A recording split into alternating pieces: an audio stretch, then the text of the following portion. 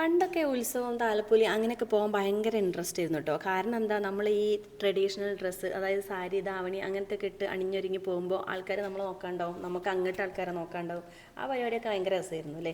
പക്ഷേ ഇപ്പം അത്ര ഇൻട്രസ്റ്റ് ഇല്ല. എന്താണാവോ കാരണം, വയസ്സായതുകൊണ്ടായിരിക്കാം.